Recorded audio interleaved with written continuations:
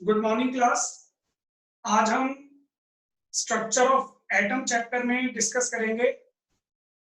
नया टॉपिक है quantum number का, और इससे पहले जितने भी आपने लेक्चर लगाए हैं उन लेक्चर्स में अगर आपके कोई भी डाउट है तो आप मुझे बता सकते हो चैट के अंदर।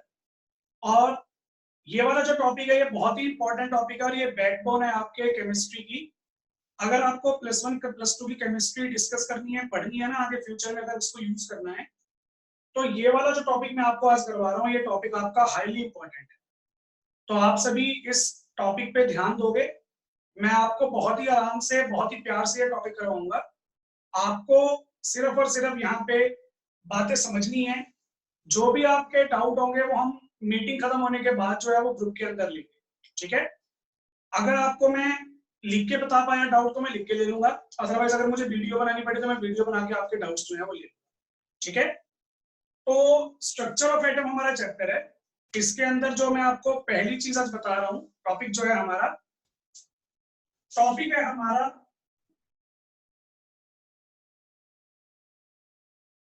क्वांटम नंबर्स का।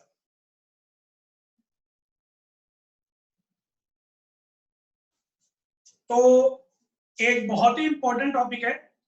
लास्ट मैंने जब आपको करवाया था रदरफोर्ड का मॉडल ऑफ एटम, उसके बाद काफी कुछ चीजें जो है मैंने यहाँ पे वो ड्रॉप कर दी हैं। अभी मैं आपको एक सेकंड चैप्टर का बहुत ही इंपॉर्टेंट टॉपिक बता रहा हूँ। हालांकि ये वाला टॉपिक जो है वो आपको चैप्टर के बिल्कुल एंडिंग वाले पार्ट के अंदर मिलेगा, लेकिन इस टॉपिक को पहले करवाने का मेरा जो टारगेट है वो यही है कि आप सभी बच्चों को केमिस्ट्री की जो नॉलेज है वो सबसे अच्छी हो जाए, तो आपको किसी भी तरह की कोई भी प्रॉब्लम जो है वो नहीं आए, ठीक है। क्वांटम नंबर्स जो हैं उनका कंसेप्ट हम कहां से लेके आए। हमारे पास एक ब्रांच है साइंस की जिसको हम बोलते हैं क्वांटम केमिस्ट्री। देखो, अभी जो लेटेस्ट टेक्नोलॉजी हमारी चल रही है, लेटेस्ट टेक्नोलॉजी जिसके बेसिस पे हम स्टडी करते हैं वो है हमारी नैनो केमिस्ट्री या नैनो फिजिक्स। तो नैनो केमिस्ट्री या नैनो फिजिक्स से पहले जो स्टडी हम कर रहे थे वो थी हमारी क्वांटम केमिस्ट्री। तो क्वांटम केमिस्ट्री के कंसेप्ट पे ही हमने क्वांटम नंबर्स को जो है वो बनाया। अब कोई पूछेगा कि क्वांटम नंबर्स हैं क्या, तो क्वांटम नंबर्स देखो क्या होते हैं। Quantum numbers are set of 4 numbers which give complete information about the electron present in an atom, ठीक है। जैसे मान लो मेरे पास पीरियोडिक टेबल के अंदर 118 एलिमेंट्स हैं। उन 118 एलिमेंट्स के रिगार्डिंग मेरे पास 118 टाइप के एटम्स हो जाएंगे। तो मान लो मैं किसी भी एटम को स्टडी कर रहा हूं, उस एटम के अंदर कितने इलेक्ट्रॉन्स आ रहे हैं, कितनी शेल्स आ रही हैं, कितने सब शेल आ रहे हैं, कितने टाइप के ऑर्बिटल एग्जिस्ट करते हैं, और जो इलेक्ट्रॉन हम उनके अंदर फिल कर रहे हैं उन इलेक्ट्रॉन्स की स्पिन जो है वो कैसी है, क्लॉकवाइज है या एंटी क्लॉकवाइज है। तो इतनी सारी बातें जो है वो इंफॉर्मेटिव होती हैं हमारे एटम में। और इन सभी बातों की इंफॉर्मेशन गेन करने के लिए जिन नंबर्स का हम यूज करते हैं उन नंबर्स को हम क्या बोलेंगे, क्वांटम नंबर्स बोलेंगे। बात समझ में आ गई। तो क्वांटम नंबर्स के अंदर हमारे पास 4 नंबर्स का सेट है, और वो 4 नंबर्स हमने स्टडी करने होती हैं ताकि हमारे एटम के अंदर जितने भी इलेक्ट्रॉन्स प्रेजेंट हैं उन सभी एटम्स के इलेक्ट्रॉन की कंप्लीट इंफॉर्मेशन जो है वो हम गेन कर सकें, ठीक है। 4 क्वांटम नंबर हमें पढ़ने हैं।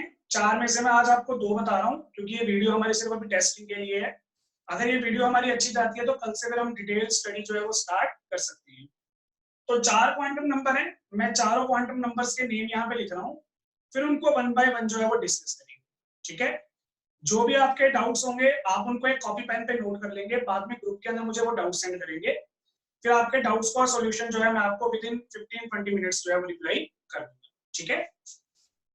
तो क्वांटम नंबर्स के अंदर जो हमारे पास 4 नंबर्स का सेट है वो मैं आपको बता रहा हूँ कि हमारे पास कौन कौन से 4 क्वांटम नंबर है जो आपको डिस्कस करने हैं। फर्स्ट जो हमारा क्वांटम नंबर आएगा वो है principal quantum number. Principal quantum number, ये हमारा पहले टाइप का क्वांटम नंबर है। सेकंड फिर हमारे पास आ जाता है एजीमुथल या एंगुलर या ऑर्बिटल क्वांटम नंबर। सेकंड वाला जो हमारा क्वांटम नंबर है ना, इसके काफी सारे टाइप्स बन जाती है। इसे आप एजीमुथल नेम से भी जान सकते हो, इसे आप एंगुलर के नेम से भी पढ़ोगे, इसे आप ऑर्बिटल क्वांटम नंबर के नेम से भी पढ़ोगे। मैं जो कॉमनली नेम यूज करता हूँ इस क्वांटम नंबर के लिए, मैं ऑर्बिटल क्वांटम नंबर यूज करता हूँ। तो अगर मैं आपको बोलूंगा कि मैं आपको ऑर्बिटल क्वांटम नंबर पढ़ा रहा हूँ, तो इसका मतलब यहाँ पे ये हुआ कि मैं सेकंड वाले क्वांटम नंबर की बात कर, ठीक है। थर्ड हमारे पास जो क्वांटम नंबर आएगा वो होता है मैग्नेटिक क्वांटम नंबर, ठीक है। तीसरा जो क्वांटम नंबर है उसका नेम है मैग्नेटिक क्वांटम नंबर। और जो लास्ट हमारा क्वांटम नंबर हमें मिलेगा, लास्ट क्वांटम नंबर होता है स्पिन क्वांटम नंबर। तो अगर मुझे एटम के अंदर जितने भी इलेक्ट्रॉन्स प्रेजेंट हैं उन सभी इलेक्ट्रॉन्स के बारे में कंप्लीट इंफॉर्मेशन जो है वो गेन करनी है, तो कंप्लीट इंफॉर्मेशन के रिगार्डिंग ये 4 क्वांटम नंबर हमें स्टडी करने पड़ते हैं। अगर आपको एटम के अंदर किसी भी इलेक्ट्रॉन के इन 4 क्वांटम नंबर्स के बारे में नॉलेज है, तो आप उस इलेक्ट्रॉन की कंप्लीट इंफॉर्मेशन जो है वो बता सकते हो ऑब्जर्वर को। आपकी जो इंफॉर्मेशन आप दोगे वो 100% एक्यूरेट और करेक्ट हो। समझ में आ गया? तो ये थ्योरेटिकल एस्पेक्ट है इलेक्ट्रॉन की इंफॉर्मेशन देने के लिए। तो वन बाय वन इनको डिस्कस करेंगे, ठीक है। प्रिंसिपल क्वांटम नंबर जो है हमारा, प्रिंसिपल क्वांटम नंबर को हम डिनोट करेंगे, सिंबल यूज करेंगे स्मॉल एन। जब भी मैं स्मॉल एन से कुछ डिनोट करूंगा इलेक्ट्रॉन की इंफॉर्मेशन, तो इसका मतलब मैं मेरे इलेक्ट्रॉन का प्रिंसिपल क्वांटम नंबर जो है आपको बता रहा हूं, ठीक है। स्मॉल एन मुझे यूज करना है, कैपिटल एन यूज नहीं करना। ये होता किसके लिए, ये अभी आप आगे जो है वो लेक्चर के अंदर डिस्कस करेंगे।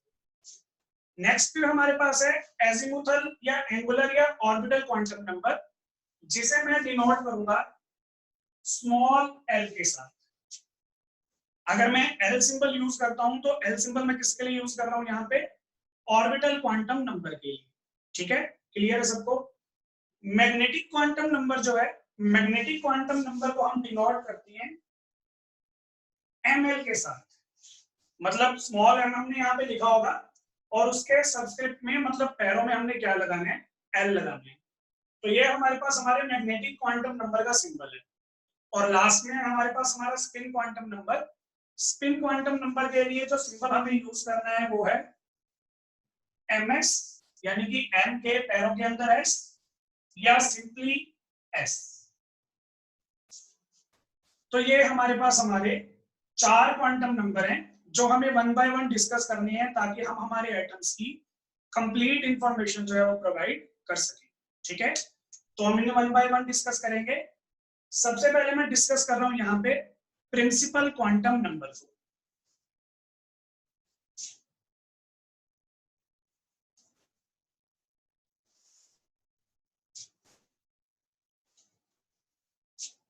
तो फर्स्ट टाइप हमारे पास यहाँ पे आ जाती है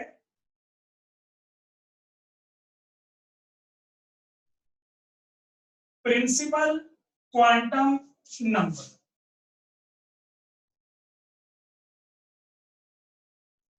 और प्रिंसिपल क्वांटम नंबर को हम डिनोट करते हैं स्मॉल एन से। तो सबसे पहले मैं आपको बता दूं, हमारे पास हमारे पीरियोडिक टेबल के अंदर टोटल 118 एलिमेंट्स हैं। अगर हमारे पास 118 एलिमेंट्स हैं तो इसका मतलब ये हुआ कि हमारे पास 118 टाइप के एटम्स हैं। अब जो मैं आपको क्लासिफिकेशन बता रहा हूं, मैंने एटम्स को क्लासिफाई कर दिया on the basis of number of electrons. हमारे एटम के अंदर कितने इलेक्ट्रॉन आ रहे हैं उसके अकॉर्डिंग मैंने क्या किया, मेरे एटम्स को 2 पार्ट्स में क्लासिफाई कर दिया। एक हमारे पास है हाइड्रोजन एटम जिसके अंदर सिर्फ एक इलेक्ट्रॉन आ रहा है, मतलब वो ऐसा एटम है जिसके अंदर सिंगल इलेक्ट्रॉन आ रहा है। और दूसरा हमारे पास हो गए बाकी सारे के सारे एटम्स, यानी कि 117 एटम्स जिनके अंदर एक से ज्यादा इलेक्ट्रॉन आ रही है। अगर आप ध्यान से कभी सोचोगे तो आपने कभी ऑब्जर्व किया हो कि हमारे पीरियोडिक टेबल में सिर्फ हाइड्रोजन ही ऐसा एलिमेंट है जिसमें एक इलेक्ट्रॉन आता है, बाकी किसी भी एलिमेंट के अंदर एक इलेक्ट्रॉन नहीं आता, सबके अंदर एक से ज्यादा इलेक्ट्रॉन आते हैं। तो हाइड्रोजन हमारा सिंगल इलेक्ट्रॉन सिस्टम है और बाकी सारे जो है वो हमारे मल्टी इलेक्ट्रॉन सिस्टम है।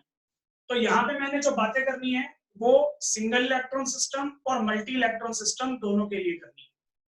आप ये नहीं बोलोगे कि हीलियम पॉजिटिव के अंदर एक इलेक्ट्रॉन आएगा, भाई हीलियम में 2 इलेक्ट्रॉन थे, हीलियम पॉजिटिव है, एक इलेक्ट्रॉन का लॉस हो गया तो हमारे पास यहाँ पे एक इलेक्ट्रॉन बचा। तो ऐसा नहीं होगा। मैंने एलिमेंट्स की बात की है, मैंने आयंस की बात नहीं की। तो एलिमेंट्स के अंदर हाइड्रोजन एक ऐसा एलिमेंट है जो सिंगल इलेक्ट्रॉन सिस्टम है, उसको छोड़ के बाकी जितने भी एलिमेंट्स हैं हमारे वो सारे के सारे मल्टी इलेक्ट्रॉन सिस्टम में आते हैं। बात समझ में आ गई? तो सबसे पहले मैं डिस्कस कर रहा हूं प्रिंसिपल क्वांटम नंबर, ठीक है। अब मान लो आपके पास एक एटम था और उस एटम के अंदर सपोज करो कि 15 इलेक्ट्रॉन्स आ रही है। अब 15 इलेक्ट्रॉन्स को डिस्ट्रीब्यूट करने का जो क्राइटेरिया है वो हमने 10th क्लास में पढ़ा हुआ है। हम हमारे एटम के अंदर इलेक्ट्रॉन्स को कैसे डिस्ट्रीब्यूट करते हैं? फर्स्ट शेल में आती है 2, उससे अगले शेल में आती है 8, फिर आएंगे 8, फिर 18, फिर 18 और फिर 13, है ना। तो इस अकॉर्डिंग हमारा जो काम है वो चलता है। हमने इलेक्ट्रॉन्स की फिलिंग इसके अकॉर्डिंग करनी है। अब मेरे एटम के अंदर कितने इलेक्ट्रॉन्स आ रहे हैं? 15 इलेक्ट्रॉन्स आ रहे हैं। तो 15 इलेक्ट्रॉन्स को मैं कैसे फिल करूंगा? फर्स्ट शेल के अंदर मुझे 2 फिल करने पड़ेंगे, सेकंड शेल के अंदर मुझे 8 फिल करने पड़ेंगे, और थर्ड शेल के अंदर मेरे पास कैपेसिटी 8 इलेक्ट्रॉन्स की है, लेकिन मैं फिल कितने कर पाऊंगा? 5 इलेक्ट्रॉन्स फिल कर पाऊंगा, है ना। तो 15 इलेक्ट्रॉन्स को फिल करने के लिए मुझे कितने शेल यूज करने पड़े? 1, 2 और 3। तो जब मैंने 3 शेल्स को यूज करके मेरे इलेक्ट्रॉन्स की फिलिंग की, तो ये इंफॉर्मेशन देने के लिए कि हमारे एटम के अंदर कितने शेल प्रेजेंट हैं जिनके अंदर हम इलेक्ट्रॉन्स की फिलिंग कर रही हैं, इस इंफॉर्मेशन को देने के लिए जिस क्वांटम नंबर का हम यूज करते हैं वो कौन सा क्वांटम नंबर है? Principal quantum number. यानी कि जो प्रिंसिपल क्वांटम नंबर है, it gives us information about total number of shells, या इनके लिए एक और नाम भी यूज करते हैं, ऑर्बिट। ऑर्बिट बोला मैंने, ऑर्बिटल नहीं बोला। ऑर्बिटल जो है वो हमारा सेकंड क्वांटम नंबर के अंदर वर्ड यूज होता है, यहाँ पे मैंने ऑर्बिट बोला। तो दोनों में डिफरेंस है, आपको कंफ्यूज नहीं होना, इस बात पे ध्यान देना है। तो प्रिंसिपल क्वांटम नंबर क्या करता है?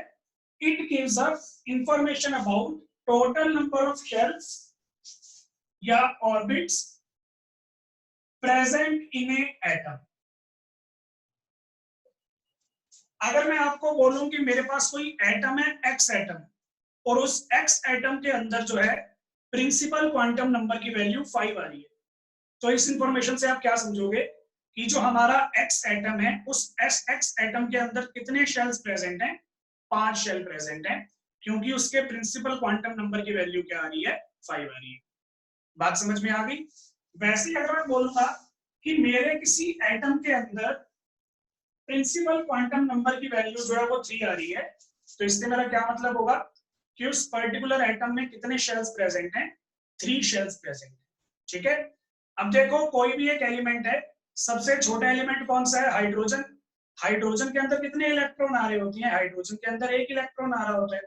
तो उस एक इलेक्ट्रॉन को फिल करने के लिए मुझे कम से कम एक शेल तो चाहिए होगी ना, यानी कि हाइड्रोजन एटम के लिए प्रिंसिपल क्वांटम नंबर की वैल्यू कितनी आएगी?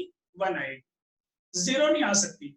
आपका जो एटम है वो बिना शेल के एग्जिस्ट नहीं कर सकता, क्योंकि हर एक एटम के अंदर कुछ ना कुछ इलेक्ट्रॉन्स तो आपको मिलेंगे ही मिलेंगे। हर एक एटम में कम से कम एक इलेक्ट्रॉन तो आपको मिलेगा ही मिलेगा।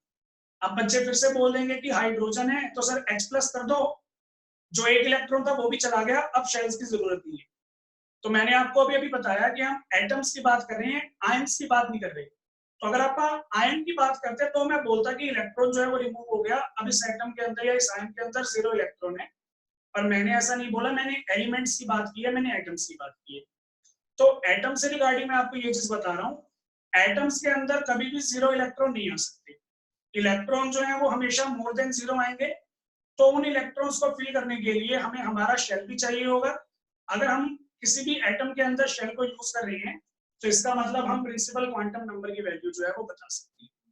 तो प्रिंसिपल क्वांटम नंबर जो है वो कभी भी 0 नहीं हो सकता, क्योंकि हर एक एटम के अंदर इलेक्ट्रॉन तो एग्जिस्ट करते ही करते हैं, और अगर इलेक्ट्रॉन एग्जिस्ट करते हैं तो उनको फिल करने के लिए फिर हमें शेल्स भी चाहिए। अब सभी एटम्स को अलग अलग नंबर ऑफ शेल चाहिए होते हैं, क्योंकि सभी एटम्स के अंदर नंबर ऑफ इलेक्ट्रॉन्स जो होते हैं वो भी अलग अलग आ रहे होते हैं। अब मान लो मेरे पास कोई एटम है ए, इस एटम के अंदर 2 ही इलेक्ट्रॉन आ रहे हैं। फिर मेरे पास कोई एटम है बी, इसके अंदर जो है वो 7 इलेक्ट्रॉन्स आ रहे हैं। फिर कोई एटम है सी, इसके अंदर 16 इलेक्ट्रॉन्स आ रहे हैं। और फिर मेरे पास कोई एटम आ गया, सपोज करो डी, इसके अंदर मेरे पास 20 इलेक्ट्रॉन्स आ रहे हैं। तो अलग अलग एटम्स हैं, उनके अंदर अलग अलग नंबर ऑफ इलेक्ट्रॉन्स आ रहे हैं। क्योंकि नंबर ऑफ इलेक्ट्रॉन्स अलग अलग है, इसलिए इनका प्रिंसिपल क्वांटम नंबर भी क्या आएगा, अलग अलग आएगा। अभी अभी फिलिंग का क्राइटेरिया मैंने आपको क्या बताया था, 2, 8, 8, 18, 18 और 32। तो उसके अकॉर्डिंग देखो यहाँ पे 2 इलेक्ट्रॉन है, मुझे 2 ही फिल करनी है, तो इसका मतलब मुझे एक ही शेल चाहिए, एक से ज्यादा शेल नहीं चाहिए। 7 इलेक्ट्रॉन्स भरने के लिए मुझे करना पड़ेगा 2 + 5। 16 इलेक्ट्रॉन्स को फिल करने के लिए मुझे करना पड़ेगा 2 + 8 + 6। और 20 इलेक्ट्रॉन्स को फिल करने के लिए मुझे करना पड़ेगा 2 + 8 + 8 + 2। बात समझ में आ गई? अब पहले वाला आइटम देखो, पहले वाले आइटम में 2 इलेक्ट्रॉन फिल करने के लिए मुझे कितने शेल्स की जरूरत पड़ी, एक शेल की। तो यहाँ पे हमारे पास n की वैल्यू क्या आ जाएगी, 1 आ जाएगी। बात समझ में आ गई? अगर मेरे पास बी एटम था, बी एटम में 7 इलेक्ट्रॉन्स भरने के लिए कितने शेल चाहिए थे, 2 शेल चाहिए थे। तो इसका मतलब मेरे पास n की वैल्यू कितनी आ गई, 2। सिमिलरली सी के लिए n की वैल्यू आ गई 3, और डी के लिए n की वैल्यू आ गई 4। ये n यहाँ पे क्या है, प्रिंसिपल क्वांटम नंबर है, जिसने हमें इंफॉर्मेशन दे दी कि हमारे एक पर्टिकुलर एटम में कितने नंबर ऑफ शेल जो है वो एग्जिस्ट करती है। बात समझ में आई? तो ये हमारे प्रिंसिपल क्वांटम नंबर का कंसेप्ट रहेगा। आप देख सकते हो n की वैल्यू आ रही है 1, 2, 3, 4। n की वैल्यू 1.5 नहीं आ रही, 2.5 नहीं आ रही, मतलब n कांट बी फ्रैक्शनल। अगर किसी एटम के अंदर आप नंबर ऑफ शेल काउंट कर रहे हो तो वो कंप्लीट ही आ रहे होंगे ना। किसी एटम में 1 शेल आ रहा होगा, 5 शेल आ रहे होंगे, 10 शेल आ रहे होंगे। आपने ऐसा कभी नहीं सुना होगा कि किसी एटम के अंदर 7.5 शेल आ रही है। तो इसका मतलब n can't be fractional and can't be rational, n is always a whole number, ठीक है ना। और n कभी 0 भी नहीं हो सकता, क्योंकि किसी एटम के अंदर 0 शेल हो ये भी पॉसिबल नहीं। तो हमारे पास n की पॉसिबल वैल्यूज क्या आ सकती हैं, n में भी 1, 2, 3, 4, 5, 6 एंड सो ऑन। n जो है हमारे पास वो कोई भी नेचुरल नंबर आ सकता है, 1, 2, 3, 4, 5, 6। हमारे पास ऐसी पॉसिबिलिटी भी हो सकती है आने वाले टाइम में कि हमें कोई ऐसा आइटम मिल जाए जिसके अंदर 50 शेल्स आ रहे हैं। तो अगर किसी आइटम के अंदर 50 शेल्स आ रहे होंगे तो हमारा उस केस में n का वैल्यू क्या हो जाएगा, 50 हो जाएगा। तो ये हमारे पास हमारा क्राइटेरिया होता है principal quantum number.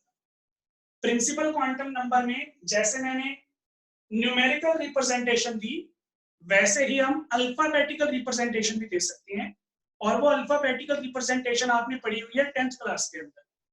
10th class में जब हम स्टडी करते थे एटम्स के बारे में, तो फर्स्ट शेल को आप क्या बोलते थे, के शेल।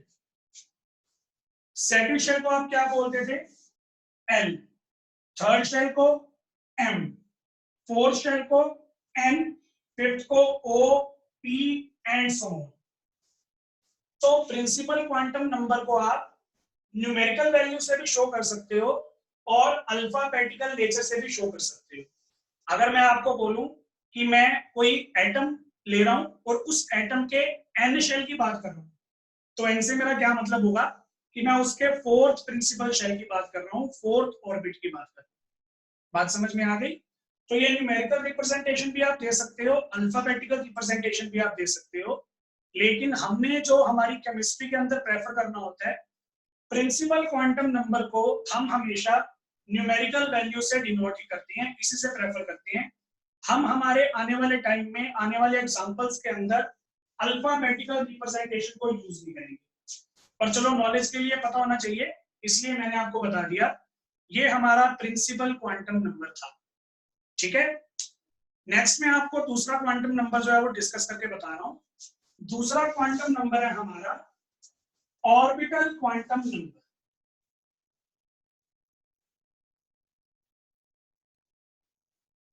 सेकंड क्वांटम नंबर है हमारा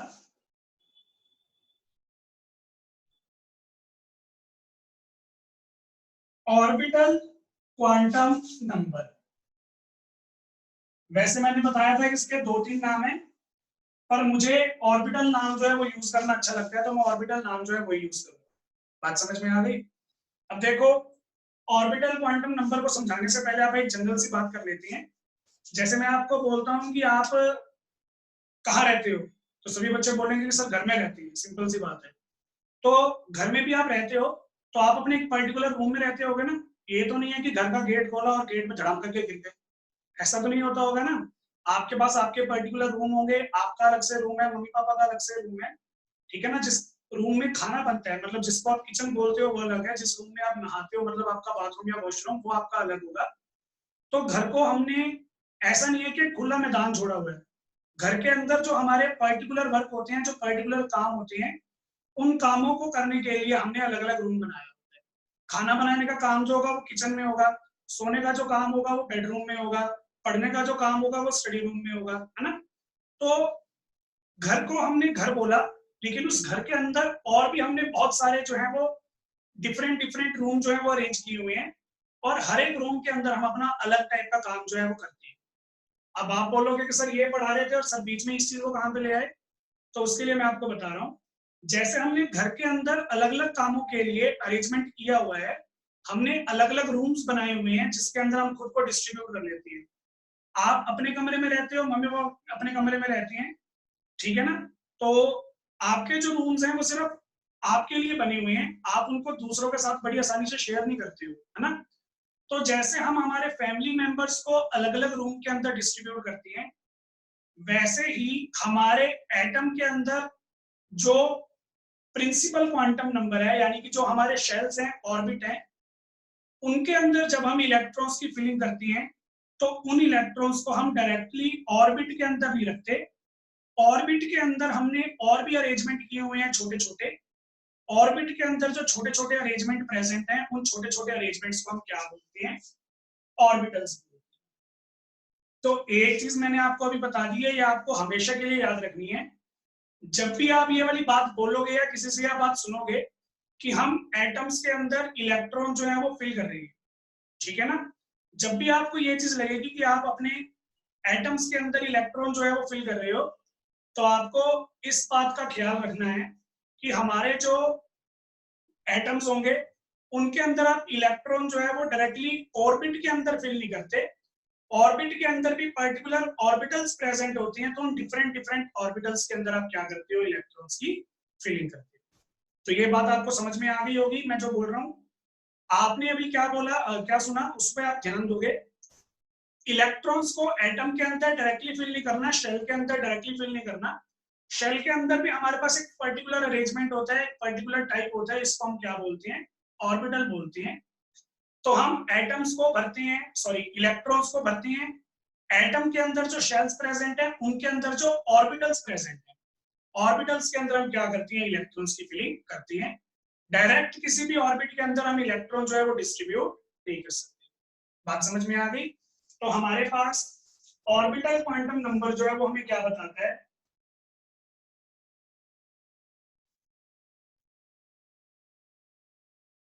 type of orbitals present in a shell. हमारे एक पर्टिकुलर शेल में या एक पर्टिकुलर ऑर्बिट में कितने क्वांटम नंबर्स प्रेजेंट है, ऑर्बिटल क्वांटम नंबर्स, इसके बारे में हमें बताइए। ठीक है। तो इसके अंदर देखो एल की वैल्यू हम कैसे डिफाइन करते हैं। जो एल की वैल्यू होती है हमारी, एल की वैल्यू हम सॉल्व करते हैं 0 टू n-1। एल की हमारे पास सिंगल वैल्यू भी आ सकती है, सिंगल से ज्यादा वैल्यूज भी आ सकती हैं।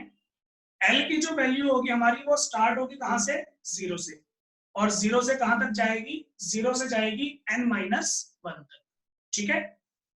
एल की वैल्यू 1 भी आ सकती है और 1 से ज्यादा भी आ सकती है। एन यहाँ पे क्या है, एन हमारा यहाँ पे प्रिंसिपल क्वांटम नंबर है। बात समझ में आ गई। अब जैसे मान लो मैं पहले शेल की बात कर रहा हूं, फर्स्ट शेल के लिए एन की वैल्यू हमारे पास क्या होती है, 1 होती है ना। सेकंड शेल के लिए एन की वैल्यू हमारे पास क्या होती है, 2 होती है। थर्ड शेल के लिए एन की जो वैल्यू होती है वो क्या होती है, 3 होती है। और फोर्थ शेल के लिए एन की जो वैल्यू होगी वो क्या होगी, 4 होगी। तो मेरे पास नंबर 1 शेल है, नंबर 2 शेल है, नंबर 3 शेल है और नंबर 4 शेल है ना। इन शेल्स के अंदर कितने हमारे ऑर्बिटल्स प्रेजेंट हैं ये हमें पता करना है। ठीक है। तो बड़ा इजी सा काम है। एल की वैल्यू हमारे पास क्या आएगी, 0 टू, एन की वैल्यू यहाँ पे 1 है, तो 0 टू 1-1। नीचे वाले केस में एल की वैल्यू क्या आएगी, 0 टू 2-1। अगले वाले में एल की वैल्यू आएगी 0 टू 3-1। और लास्ट केस में एल की वैल्यू आएगी 0 टू 4-1, है ना। ऊपर वाले केस में 0 टू 1-1, 1-1 भी 0 ही होता है। तो एल की वैल्यू आ गई 0 टू 0, मतलब एल की एक सिंगल वैल्यू आ रही है, वो सिंगल वैल्यू है हमारी 0। ठीक है। उसके बाद एल जो है हमारा वो क्या है, 0 टू 2-1। 2-1 का क्या मतलब हुआ, 1। तो एल की वैल्यू हमारी आ रही है 0 टू 1, यानी कि 0 भी आएगी और 1 भी आएगी। ठीक है। यहाँ पे एल की वैल्यू आएगी 0 टू 3-1, यानी कि 0 टू 2। तो 0 टू 2 कितनी वैल्यूज होगी, 0, 1, 2। और लास्ट केस में हमारे पास कितनी वैल्यूज आ रही हैं, 0, 1, 2, 3। ठीक है। आपने यहाँ पे एल की वैल्यूज का मैग्नीट्यूड नहीं देखना। जैसे आप बोलोगे कि सर यहाँ पे एल की वैल्यू 0 आ रही है, तो आपने ये नहीं देखना वैल्यू 0 आ रही है, 1 आ रही है, 2 आ रही है। आप ये काउंट करो कि टोटल कितनी वैल्यूज आ रही है। जैसे एल की हमारे पास एक वैल्यू आ रही है 0, नीचे वाले एग्जांपल में एल की 2 वैल्यूज आ रही हैं, 0 और 1। इस वाले एग्जांपल में एल की 3 वैल्यूज आ रही हैं, 0, 1 और 2। और इस वाले एग्जांपल में एल की 4 वैल्यूज आ रही हैं, 0, 1, 2 एंड 3। तो आप यहाँ पे क्या बात बोलोगे, इस केस में एल की वैल्यू 0 है, तो आप बोलोगे कि सर फर्स्ट शेल के अंदर एल की एक ही वैल्यू है, इसका मतलब फर्स्ट शेल में एक ही ऑर्बिटल एग्जिस्ट करता है। क्योंकि एल की वैल्यू हमारे पास सिर्फ एक आ रही है, एक वैल्यू दैट इज 0। ठीक है ना, मैं गिन के बता रहा हूँ, गिन के एक वैल्यू आ रही है। फर्स्ट शेल के अंदर एल की एक ही वैल्यू होती है, इसलिए फर्स्ट शेल में कितने ऑर्बिटल्स होंगे, एक ऑर्बिटल होगा। यहाँ पे सेकंड शेल के अंदर एल की कितनी वैल्यूज आ रही हैं, 2 वैल्यूज, 0 और 1। तो सेकंड शेल में कितने ऑर्बिटल्स एग्जिस्ट करेंगे, 2 ही ऑर्बिटल एग्जिस्ट करेंगे। बात समझ में आई। तीसरे शेल के अंदर कितनी वैल्यूज आ रही हैं, 3 वैल्यूज आ रही हैं। तो इसका मतलब यहाँ पे ये हुआ कि हमारे पास थर्ड शेल में कितने ऑर्बिटल आ रहे होंगे, 3 ऑर्बिटल आ रहे होंगे। सिमिलरली फोर्थ शेल में कितने ऑर्बिटल आएंगे, 4 ऑर्बिटल। तो यहाँ पे मैंने क्या देखा, जितना मेरा शेल नंबर होता है उतने ही उसमें ऑर्बिटल्स आ रहे होती है। अगर मेरा शेल नंबर 2 था तो वहां कितने ऑर्बिटल आए, 2। अगर मेरा शेल नंबर 4 था तो यहाँ कितने ऑर्बिटल आ रहे हैं, 4 ऑर्बिटल आ रही है। अगर मेरा शेल नंबर यहाँ पे 7 होता, तो अगर शेल नंबर 7 है तो कितने ऑर्बिटल्स आ रहे होंगे, 7 ऑर्बिटल्स आ रहे होंगे, जिसमें एल की वैल्यू आ रही होगी 0, 1, 2, 3, 4, 5 एंड 6। समझ में आ गया। तो ये हमारे पास हमारा केस था ऑर्बिटल क्वांटम नंबर का। इस ऑर्बिटल क्वांटम नंबर को हम आगे कल फर्दर डिस्कस करेंगे। आज वाला लेक्चर हम यहीं पे खत्म कर रहे हैं क्योंकि टाइम हमारा ओवर होने वाला है, तो इसी को हम यहाँ से कंटिन्यू करेंगे। इसकी वीडियो आपको ग्रुप में या यूट्यूब में मिल जाएगी, तो उसे आप दोबारा भी दे सकते हो। बाकी आपके जो भी डाउट्स होंगे वो आप ग्रुप में मुझे बताएंगे, फिर आपको मैं नेक्स्ट लेक्चर में मिलूंगा और इसी चीज को हम आगे क्या करेंगे, कंटिन्यू करेंगे। ठीक है, थैंक यू।